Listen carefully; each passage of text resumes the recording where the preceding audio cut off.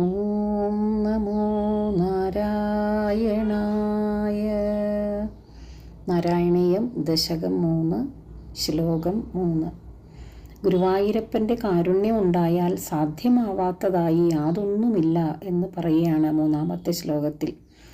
കൃപാതേ ജാതാചേ കിമിവ നഹി ലഭ്യം തനുഭൃതാം മദീയക്ലേശൗഘപ്രശമനദശാ നാമ കീയതി ന കേകേ ലോകേ അസ്മിന്നനിശമയി ശോകാഭിരഹിത ഭവത് ഭക്താമുക്ത സുഖഗതിം അസക്ത വിദതതേ.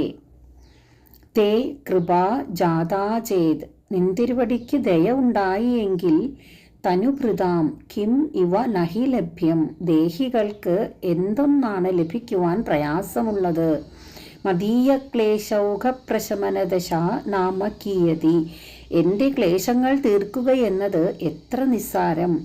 ഐ അസ്മിൻ ലോകേ കേ കേ ഭവത്ഭക്താഹ, അല്ലയോ ഗുരുവായൂരപ്പ, ഈ ലോകത്തിൽ നിന്തിരുവടിയുടെ ഏതേതു ഭക്തന്മാർ അനിശം ശോകാഭിരഹിതാഹ മുക്താഹ, എല്ലാ സമയവും ദുഃഖമൊന്നും കൂടാതെ ജീവൻ മുക്താവസ്ഥയെ പ്രാപിച്ച് അസക്ത, ഒന്നിലും താല്പര്യമില്ലാതെ സുഖഗതിം ന വിദതതേ, സ്വൈരസഞ്ചാരം ചെയ്യുന്നില്ല.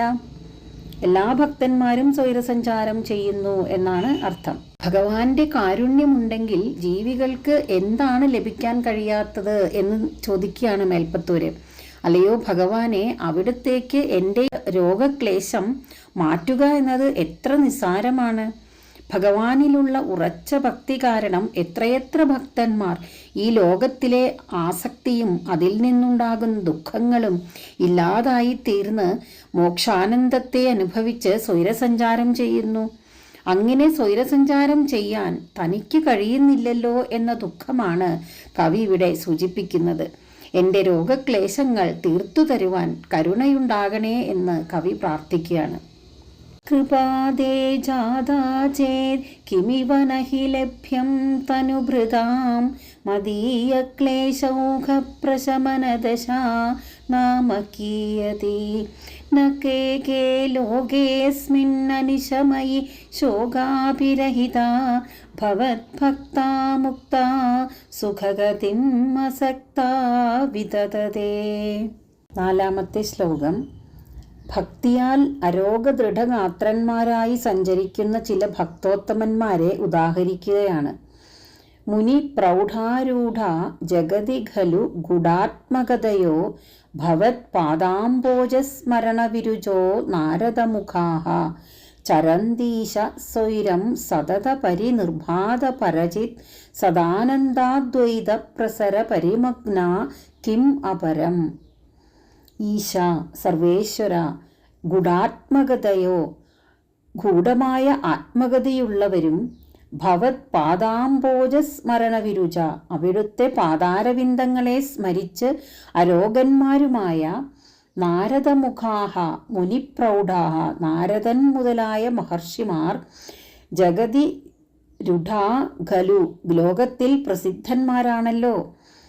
സതത പരിനിർഭാത പരചിത് സദാനന്ദാദ്വൈത പ്രസര പരിമഗ്ന, അവർ എപ്പോഴും പ്രകാശിച്ചു കൊണ്ടിരിക്കുന്ന അഖണ്ഡ സച്ചിദാനന്ദത്തിൽ മുഴുകിക്കൊണ്ട് സ്വൈരം ചരന്തി അപരം കിം, സ്വൈരസഞ്ചാരം ചെയ്യുന്നു, മറ്റെന്തു വേണം.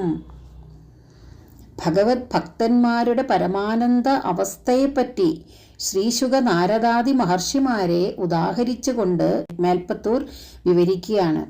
ഭഗവാന്റെ പാതാരവിന്ദങ്ങളെ എല്ലായ്പ്പോഴും സ്മരിക്കുന്നത് കൊണ്ട് തന്നെ അവർ ദുഃഖങ്ങളെല്ലാം വെടിഞ്ഞ് ആത്മജ്ഞാനം ലഭിച്ചവരായി സച്ചിദാനന്ദ സ്വരൂപമായ ബ്രഹ്മം എപ്പോഴും ഉള്ളിൽ പ്രകാശിച്ചു കൊണ്ടിരിക്കുന്നതിനാൽ പരമാനന്ദത്തിൽ മുഴുകിക്കൊണ്ട് ലോകത്തിൻ്റെ അനുഗ്രഹത്തിനായി യഥേഷ്ടം അങ്ങുമിങ്ങും സഞ്ചരിക്കുന്നു.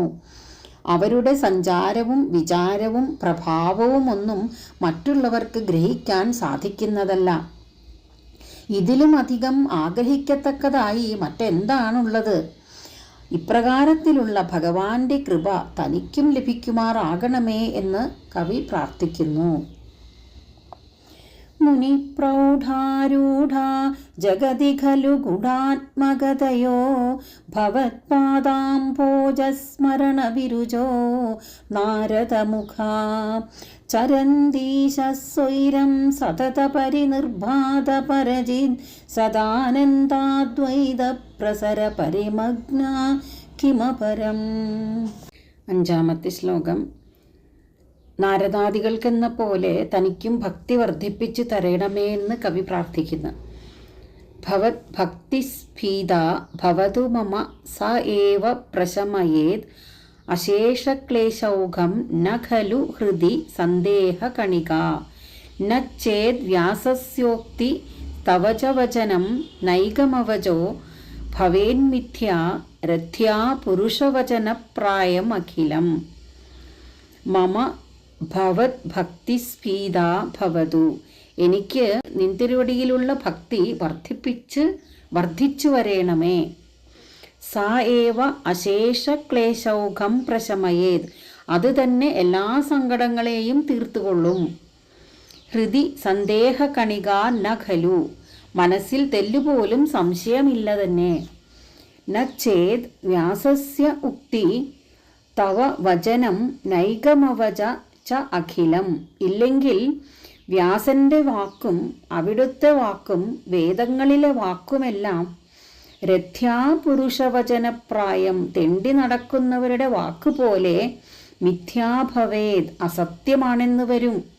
ഭക്തി വർദ്ധിച്ചാൽ സകല സങ്കടങ്ങളും തീരുമെന്ന് മേൽപ്പത്തൂർ പൂർണ്ണമായും വിശ്വസിക്കുകയാണ്. അതുകൊണ്ട് തനിക്ക് ഭഗവാനോടുള്ള ഭക്തി വർദ്ധിപ്പിച്ചു തരണേ എന്ന് പ്രാർത്ഥിക്കുകയാണ്. മേൽപ്പത്തൂർ പറയുന്നു, ആ ഭക്തി തന്നെ സർവ്വ ദുഃഖങ്ങളെയും നശിപ്പിക്കും എന്നതിന് തൻ്റെ മനസ്സിൽ ഒരു സംശയവുമില്ല. ഇനി മറിച്ചെങ്ങാനും സംഭവിക്കുകയാണെങ്കിൽ അങ്ങ് അർജുനനും ഉദ്ധവർക്കുമെല്ലാം ഉപദേശിച്ച വചനങ്ങളും പുരാണങ്ങളുടെ കർത്താവായ വ്യാസന്റെ വാക്കുകളും വേദവാക്യങ്ങളും എല്ലാം വഴിപോക്കരുടെ വാക്കുകളെപ്പോലെ അസത്യമായി മാറും എന്നൊരു പരിഭവത്തോടു കൂടിയിട്ടാണ് ഭഗവാനോട് മേൽപ്പത്തൂർ പറയുന്നത്. ഭക്തിസ്ഫീതാ ഭവതു മമ സ ഏവ പ്രശമയേത് അശേഷക്ലേശൗഘം ന ഖലു ഹൃദി സന്ദേഹകണിക ന ചേദ് വ്യാസസ്യോക്തി തവ ച വചനം നൈകമവചോ ഭവേന്മിഥ്യാ രഥ്യാ പുരുഷവചനപ്രായമഖിലം.